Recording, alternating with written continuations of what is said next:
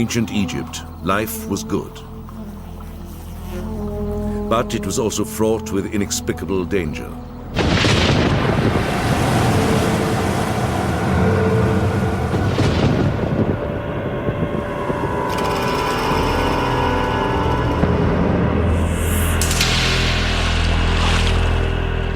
To understand their universe, the Egyptians did a remarkable thing. They turned their hopes and fears into an astonishing array of deities and gave each of them a name. But even in the eerie realm of the supernatural, Egypt's gods and goddesses transcended the extraordinary.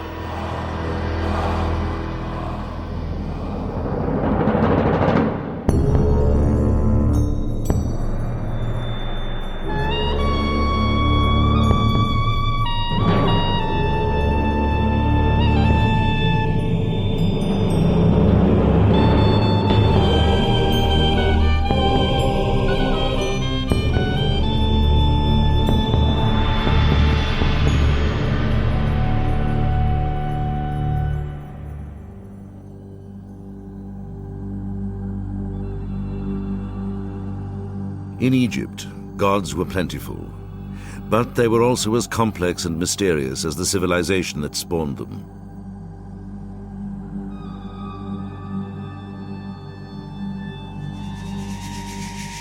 Hathor, a woman with the horns of a cow, was the goddess of fertility, but when angered, she could also destroy humanity.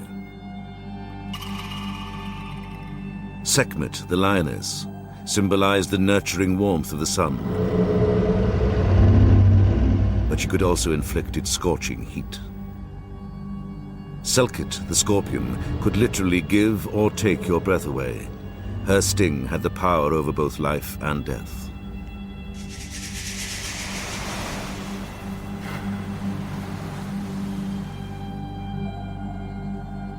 The duality of the gods stemmed from an observation gleaned over thousands of years.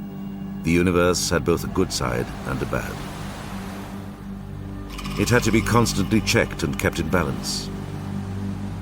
To maintain this delicate equilibrium, the Egyptians sought the help of the gods. Gods born at the beginning of time.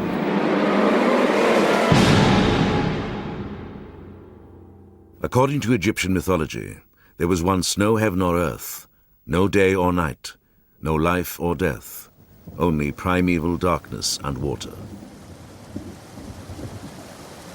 Then, in a moment that mirrored the annual flood of the ancient Nile, the waters receded and land emerged, forming the mound of creation.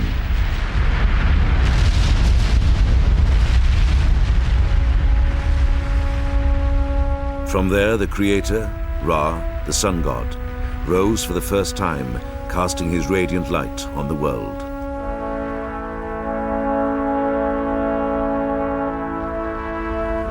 Ra then created the deities of air and water and separated the earth from the sky, allowing the rest of creation to unfold.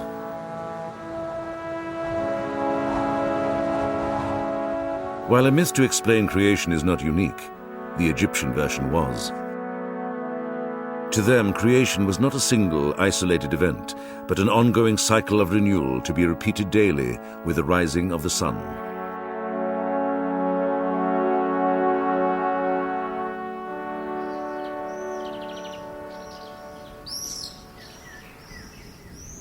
The myth of creation was embodied in every temple throughout ancient Egypt.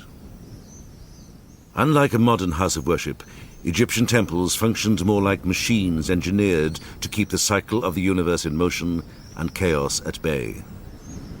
Literally called the mansion of the god, each was carefully designed to mirror the cosmos at the moment of creation.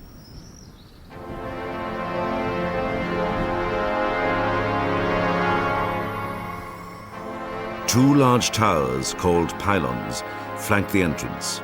Designed to represent the horizon, they were aligned so that the sun rose between them. To ward off evil, the pylons were decorated with recurring images of the pharaoh overpowering his enemies. Inside, bathed in the life-giving rays of the sun, was the courtyard. This was as far into the temple as ordinary people could go.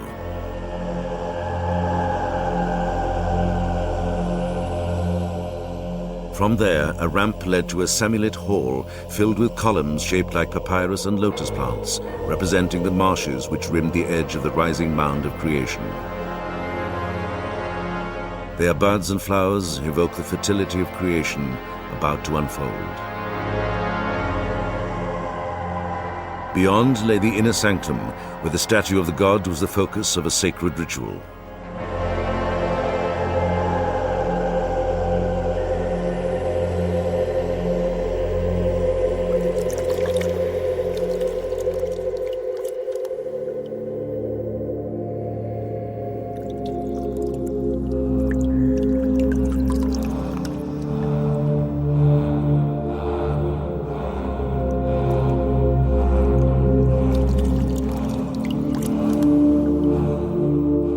Each morning, just before sunrise, a priest, cleansed for purity and draped in white linen, lights a torch to guide him through the darkness. In the inner sanctuary, he cleanses the air with incense to awaken the god who resides in a shrine prepared for his earthly visits.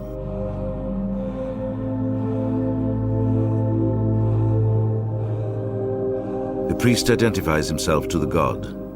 Only the king, a god himself, can stand in the presence of the deity unless he delegates his authority to a chosen one.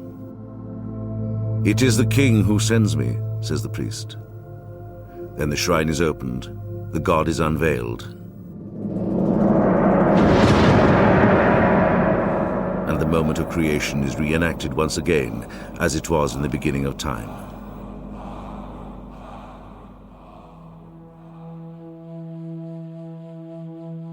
The appearance of the sun evoked the true meaning and mystery of the universe for the ancient Egyptians, the promise of the continuation of life and the triumph over death. It also marked both the beginning and the end of an epic voyage. Every day, the sun god Ra travels through the sky from east to west in a solar boat on the waters of the celestial Nile. At night, he plunges back into the primeval waters of the abyss and descends into the netherworld, the domain of the dead.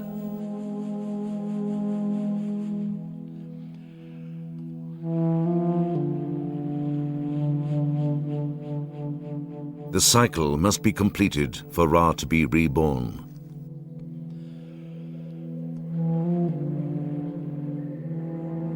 But the netherworld is a perilous place.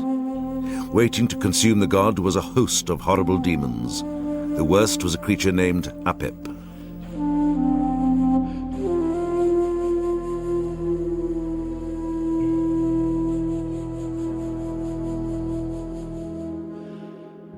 In the burial chamber of a pharaoh, the keeper of Egyptian antiquities at the British Museum, Vivian Davis, inspects an inscription describing the most dangerous leg of the journey. This very important scene shows the sun god Ra with his divine attendants on his sacred bark on his journey through the underworld. This is a journey fraught with danger, as he will meet the powerful forces of evil, darkness and chaos. Most prominent among them, a giant snake, Apepi, who seeks to destroy him.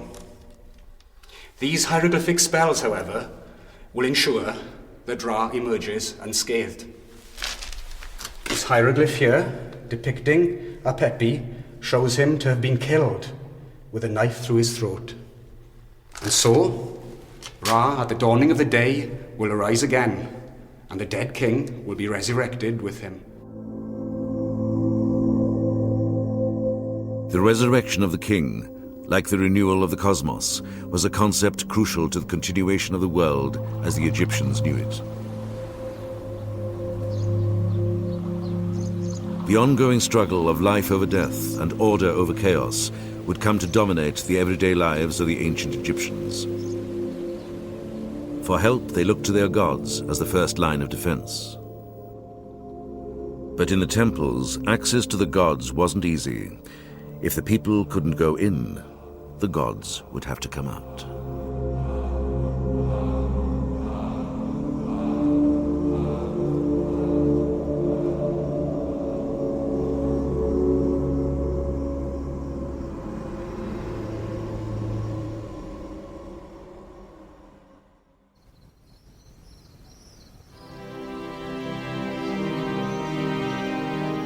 In the ancient capital of Thebes on the east bank of the Nile, the great temples at Karnak and Luxor stand testament to the power of the gods.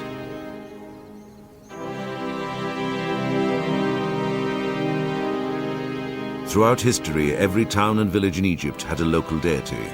In Thebes, it was the god Amun-Ra. If the town produced a line of pharaohs, the prominence of the god rose. And so it was in Thebes. Beginning in the New Kingdom around 1550 BC, Amun-Ra reigned as the king of all the gods of Egypt. His cult statue resided in the main temple of the state, the magnificent shrine at Karnak, the largest in the world.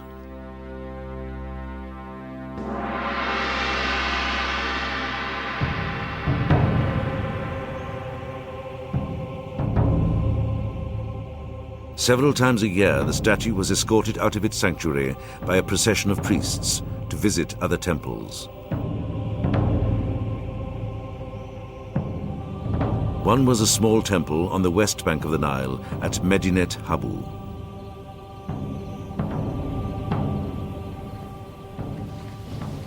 Peter Dorman of the University of Chicago's Oriental Institute is recording an inscription commemorating a meeting between the pharaoh and the god. The temple was a very special place.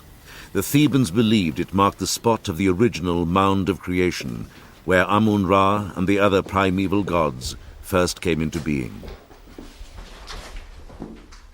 This is one of the sanctuaries where the statue of the god Amun would have been brought at the culmination of the festival procession in order to receive offerings made to the statue by the king himself.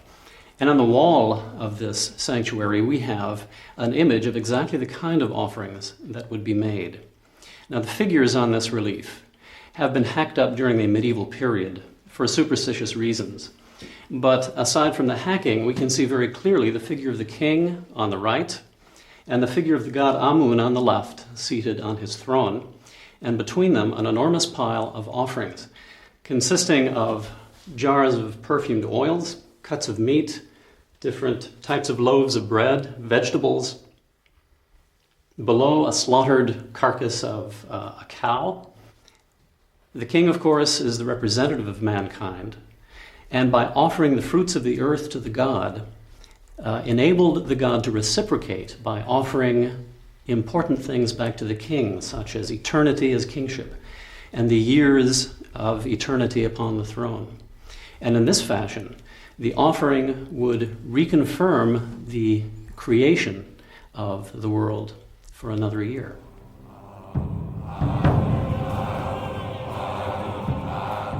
The procession of the god was the culmination of a festival, for the Egyptians, a time to celebrate.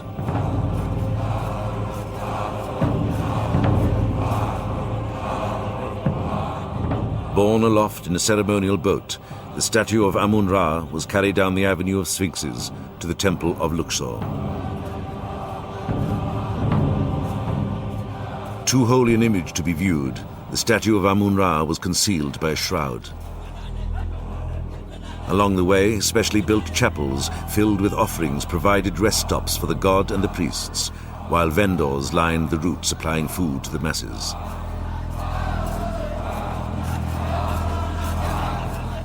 The procession was one of the few times when an ordinary Egyptian had direct access to such an important god.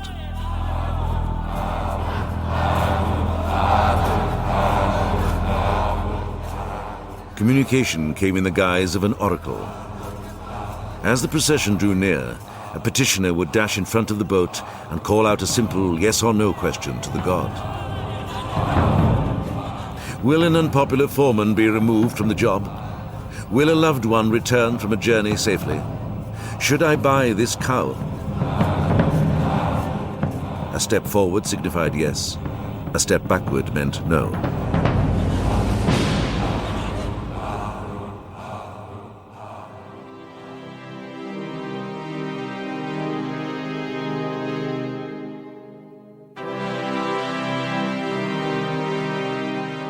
Oracles were the last word in divine intervention.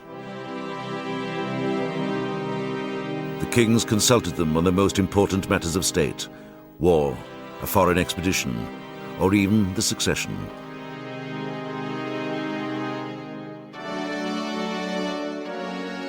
But no one used them to greater advantage than Hatshepsut, the queen who would be king. Hatshepsut was the half-sister and wife of King Thutmose II. When he died, his son, Thutmose III, was too young to rule, so Hatshepsut became the acting ruler.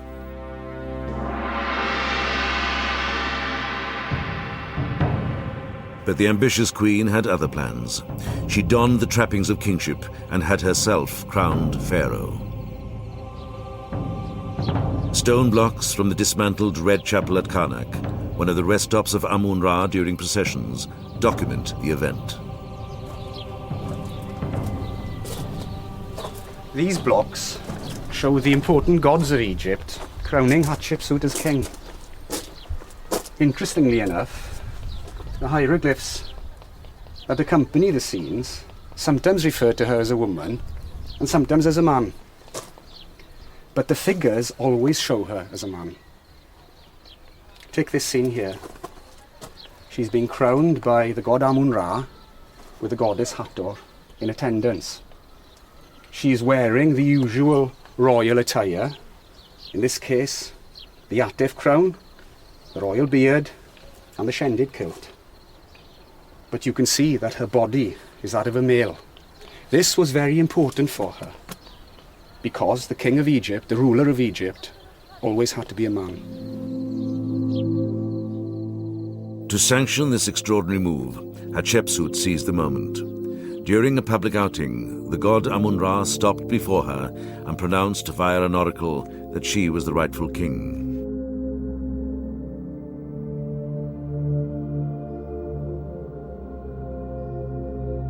Whether by divine intervention or human manipulation, the oracle carried the weight of truth.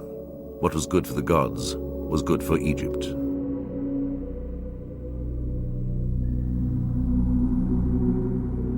But in everyday life, faith in the gods and their power would come closer to home.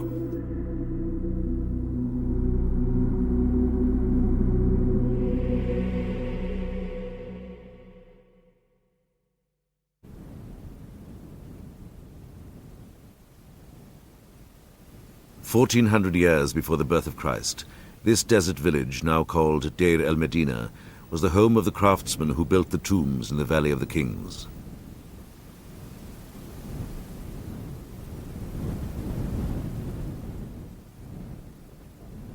Today, the dry environment has preserved a unique glimpse into their everyday lives. Lives touched by deities and demons from the cradle to the grave and beyond.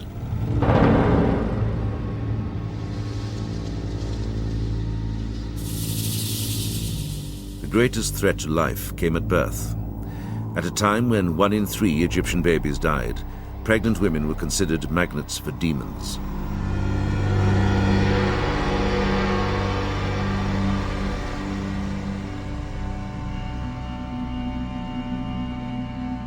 Giving birth was a joyful event, but like the creation of the world itself, it was surrounded by danger.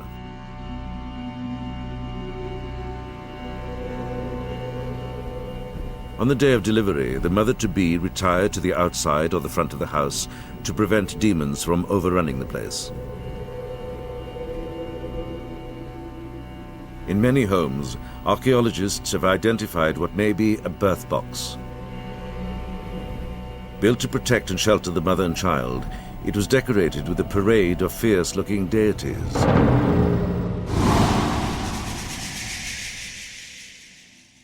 The goddess Tawaret had the body of a pregnant hippopotamus, the tail of a crocodile, and often wielded a knife. Hippos were known to be fierce protectors of their young.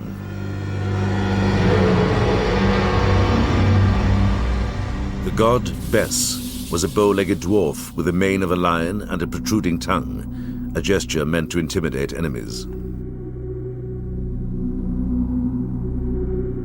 As the birth drew near, a wand, made from the tusks of a hippopotamus and adorned with figures of Tawaret and Bes and other defending powers, was used to draw a protective circle around the bed, and later around the crib of the newborn baby.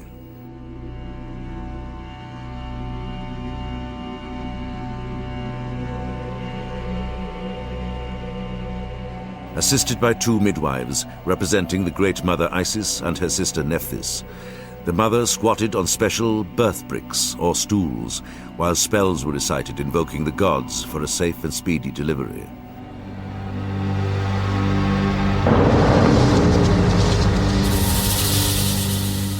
A magician called a knower of things presided over the rituals.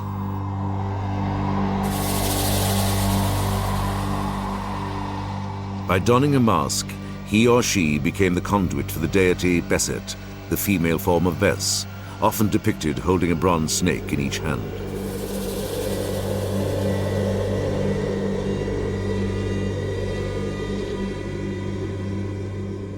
Ivory clappers frightened away any lingering danger.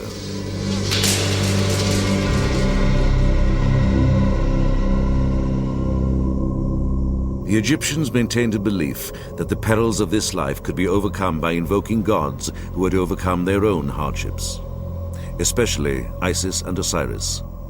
The epic saga of their ordeals would form the basis of many Egyptian beliefs and practices.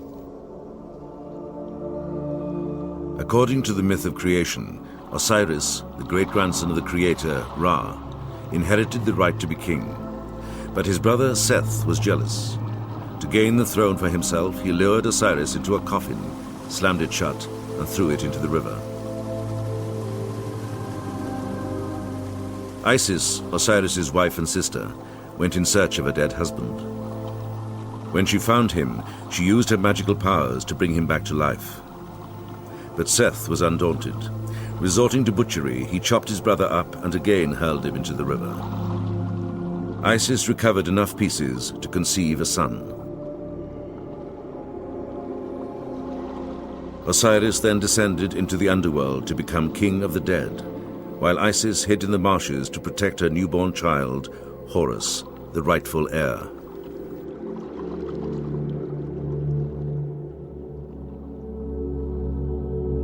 One of the most popular amulets was the Wedjat, the Eye of Horus, the universal symbol of healing and wholeness. It represents the eye that Horus lost during the battle with the evil god Seth to avenge the murder of his father Osiris.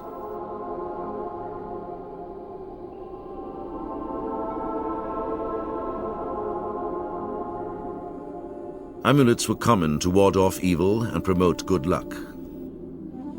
The Ankh, the hieroglyph meaning life, was a powerful symbol of protection.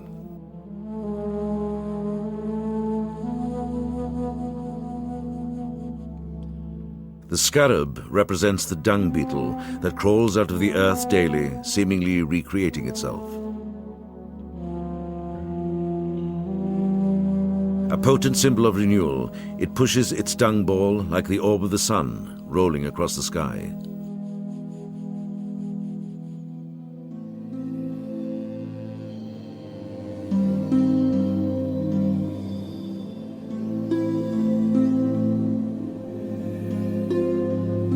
Amulets could also be spells written on a piece of papyrus worn around the neck.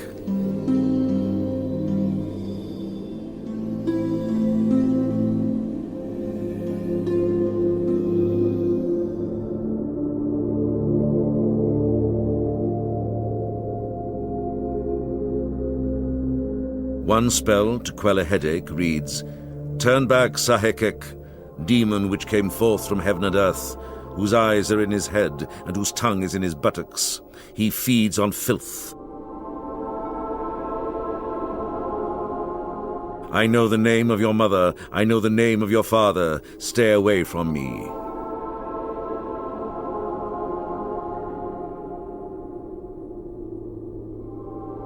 But the cause of an illness or adversity was not always clear. Perhaps the gods had been offended.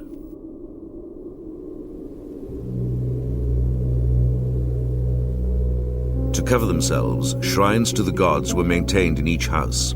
The workmen at Deir el-Medina could worship the deities of their choice. A favorite was the snake goddess, Meret Seger, she who loves silence.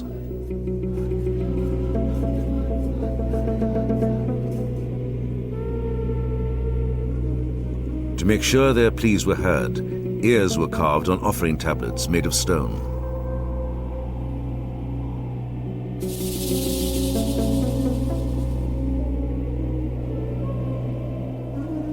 Poisonous snakes were common in the desert.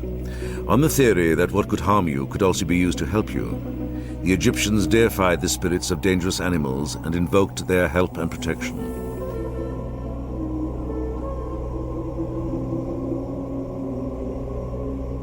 In the shadow of the Great Pyramids at Giza, archaeologists have uncovered the cemetery of the builders. While their tombs may be humbler than the pharaohs, securing an afterlife was no less important.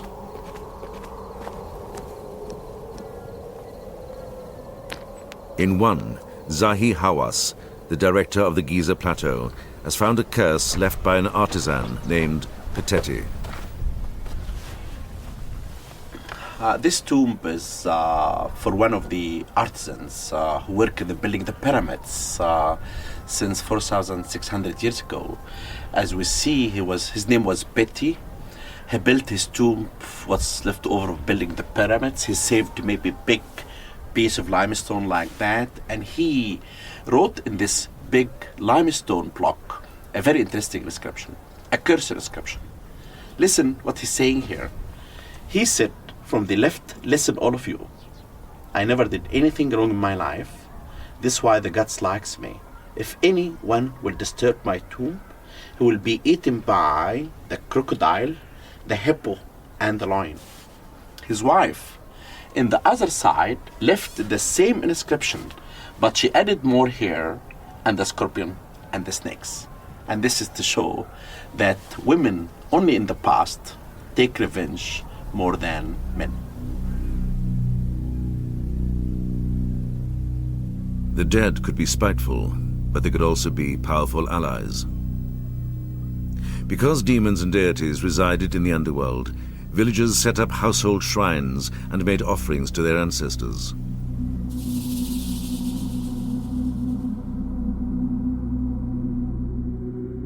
Now equipped with their own divine powers, the dead had direct access to the gods and could intervene on behalf of the family.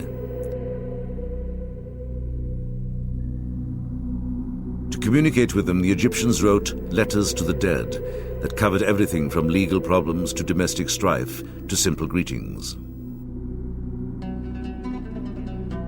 How are you? Is the West taking care of you as you desire? One read. Please become an effective spirit. Let a healthy son be born to me, said another.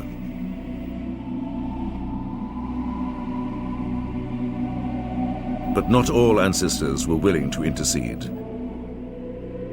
Those who may have been slighted in death or bore a grudge in life could come back to haunt the family.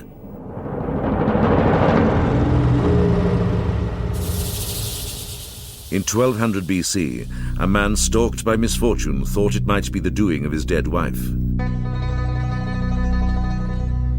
To reproach her, he wrote a letter reminding her that he'd been a caring and faithful husband, and it really wasn't his fault that he was away on business when she died.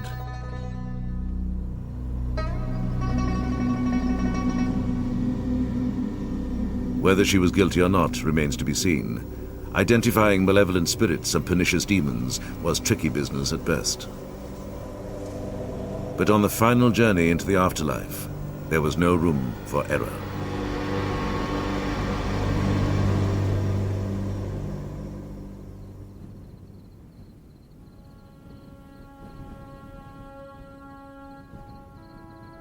When the Great Pyramid was built around 2580 BC, it was a vehicle for the pharaoh to achieve immortality.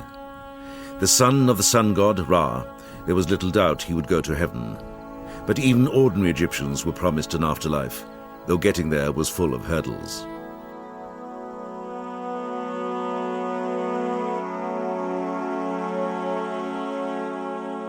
The The secret of immortality lay in the myth of resurrection. In it, the sun god Ra descends into the underworld to join Osiris, the god of the dead, then reappears at sunrise, reborn.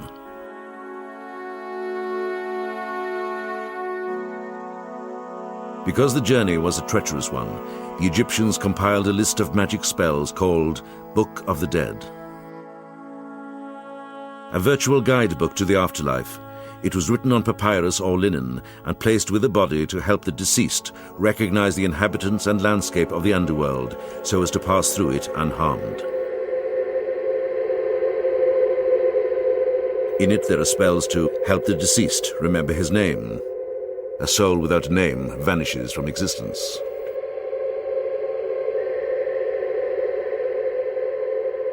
One to sail a boat across the celestial river. To guide him through the proper responses on the day of judgment. To reunite a corpse with its human-headed soul. But in order to attain bliss in the Egyptian version of heaven, the field of reeds, the dead must first travel from west to east through the underworld, passing through many gates. Each gate was guarded by a demon who devoured the souls of those destined to die. The key to disarming them was to know their secret names. The eavesdropper, the barker, the bloodsucker, and the raging one with hippopotamus face. But the deceased were not the only visitors to the realm of the dead. At night, sleepers and dreamers also descended into the underworld to commune with the gods. A dream was believed to be a revelation of truth, and its symbolism, though not always clear, was an omen of good or bad. To find out which, the Egyptians consulted specialists who were gifted at interpreting dreams. One celebrated scribe at Deir el-Medina, named Kenher-Kopshef, owned his own Book of Dreams. The only one ever discovered, it contains reams of ready-made interpretations.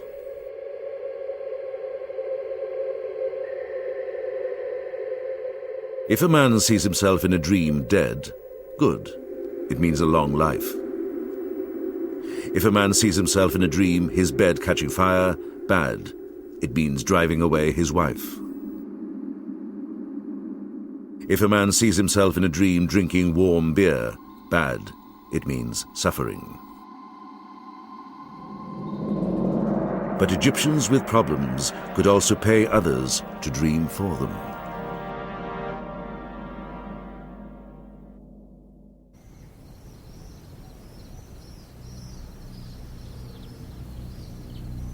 By 300 BC, dreams were an industry in ancient Egypt, and interpreting them, big business. Not far from the pyramids at Saqqara, outside modern Cairo, a priest named Hor left a remarkable record of his career. In great demand for the accuracy of his interpretations, he documented his success on potsherds, a collection of 65 texts dating back to 147 BC. In one, he records his own series of dreams about the foreman of a labor gang and a ghost at the temples where he worked.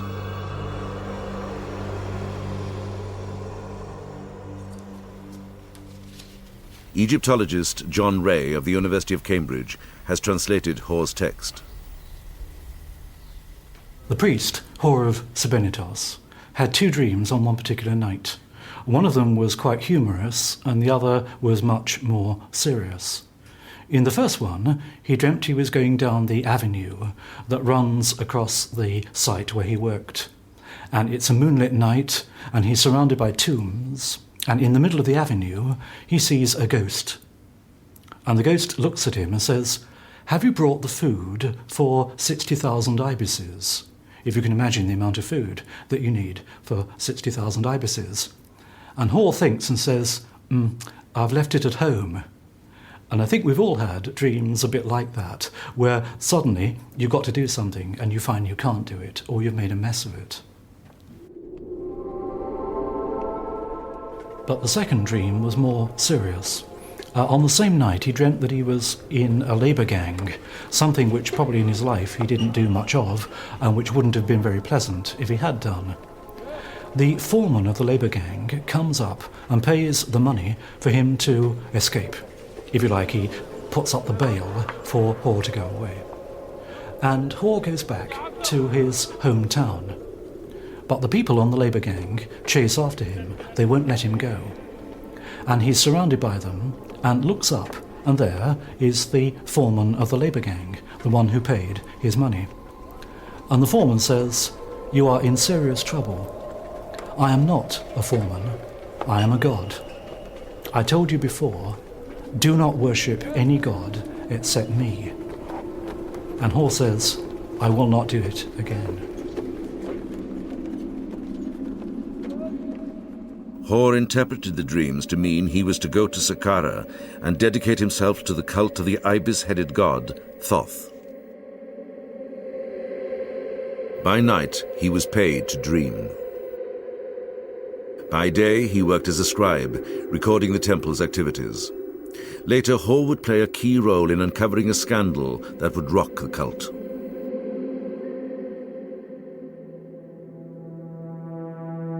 Each year, thousands of pilgrims burdened by problems or difficult decisions came to Saqqara to elicit help by purchasing mummified animals to serve as messengers to the gods.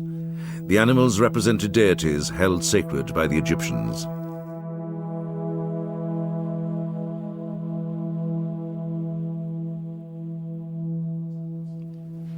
To the modern mind, a site like this must seem very strange indeed. You've got temples, and they're dedicated to various forms of animals, cats, dogs, birds, what have you. And those animals are then buried, mummified, and go off to join the world of the gods. And for some reason, people come from all over Egypt, or even from all over the known world, to come and visit this site. Now, why do they do it? They do it mainly because they feel that those animals were part of a world beyond themselves. And by going into the world of the gods, those animals are in a position to communicate with them.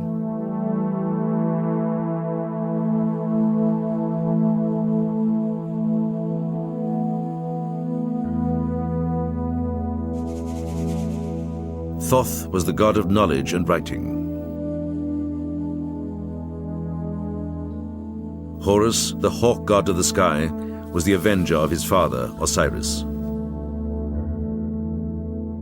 While most of the great temples of Egypt remained off-limits, animal cults were readily accessible to the masses.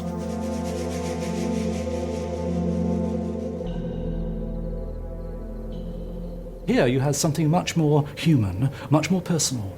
Here you had gods who were interested in the world of the little man, who could actually help him to sort out his problems. Now, in the modern world, the nearest example of that would be personal therapy. And if you want to think of the world of those cults at Saqqara as a sort of therapist, then you wouldn't be far off the reality of what was going on.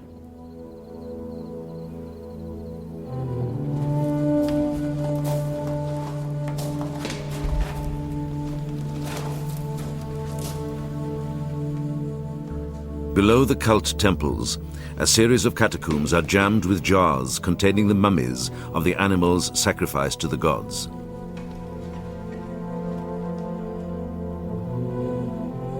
In the galleries belonging to the Ibis cult alone, there are over 1.5 million. A team of archaeologists led by Paul Nicholson of the University of Wales, working for the Egypt Exploration Society, has been exploring the catacombs to document the extent of the cults. Ibises were once one of the most common birds in Egypt. But at Saqqara, they were bred in captivity on a lake near the cult temple, carefully tended by priests. When they were needed, they were killed and mummified.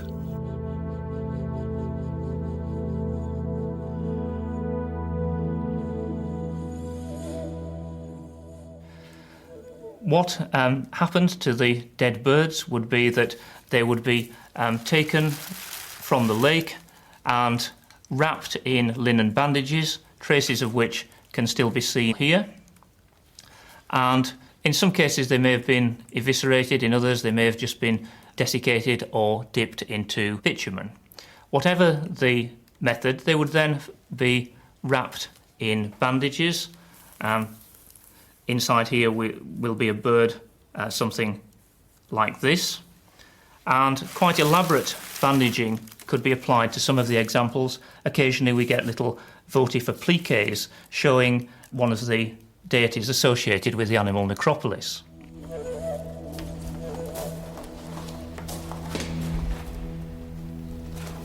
The sheer magnitude of the mummies at Saqqara suggests an industry ripe for corruption. Even so, Paul Nicholson was hardly prepared for what he found in the catacombs of the cult of Horus.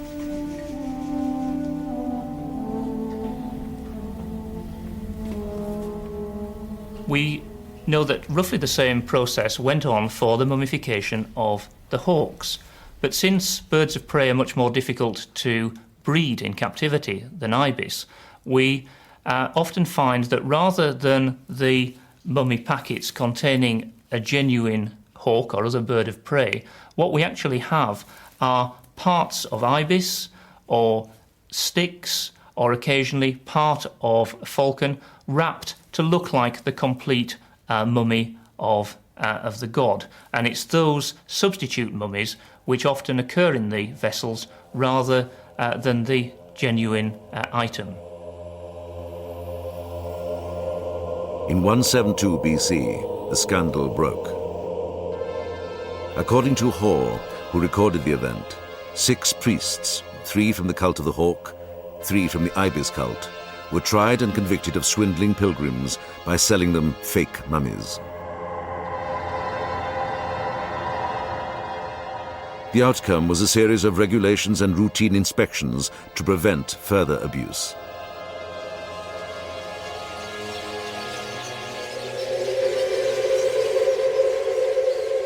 While millions of creatures continued to be sacrificed at Saqqara, elsewhere the death of one special animal was a call for national mourning. At a temple in Memphis, a bull called the Apis was believed to be the incarnation of Ptah, the creator god of Memphis, one of Egypt's most important deities. In death, it was afforded all the rituals of a king, beginning with the process of mummification.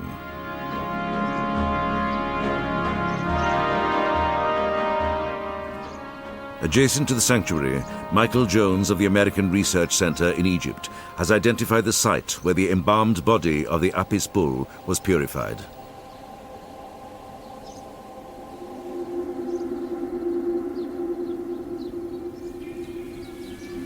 This magnificent lion bed is made of alabaster, a stone which was associated in the ancient Egyptians' minds with purity and cleanliness, which suggests that the actual dirty work that prepared the bull's body for mummification was done elsewhere, in another building somewhere else, and that this would have been used for the ritual purifications which were the final stage, preparing the bull's mummy for its burial in the Serapeum at Saqqara.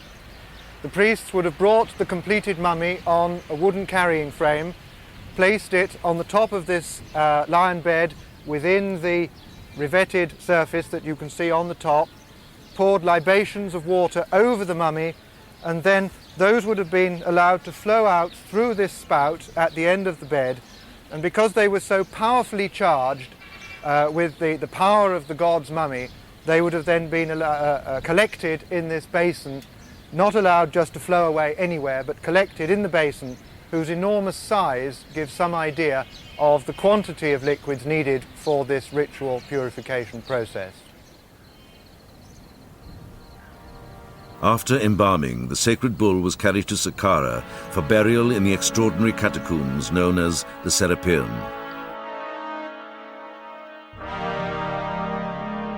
Here, a gallery several hundred feet long opens onto 28 massive chambers, each dwarfed by a giant sarcophagus carved out of a single block of granite weighing up to 80 tons.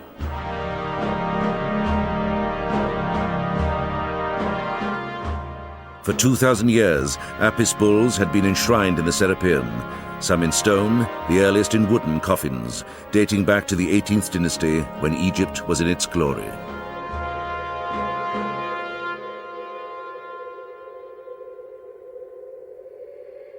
But ironically, animal cults would reach their zenith after Egypt was conquered, first by the Assyrians, then the Persians, and finally the Greeks. Egyptologists now suspect their rise in popularity was the direct result of an identity crisis.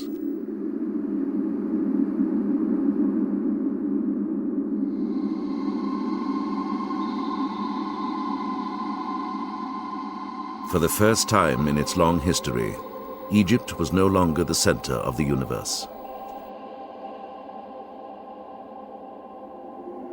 Under the sway of a new imperial power, the very essence of the world's most enduring civilization was slipping away.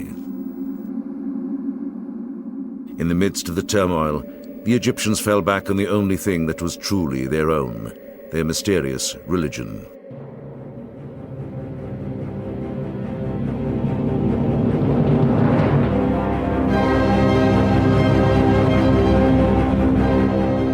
To a world that no longer envied their ancient culture, they were asserting by their devotion. These are our deities and demons, our gods. They are who we are. They are what set us apart. For 3,000 years, they are what made us Egyptians.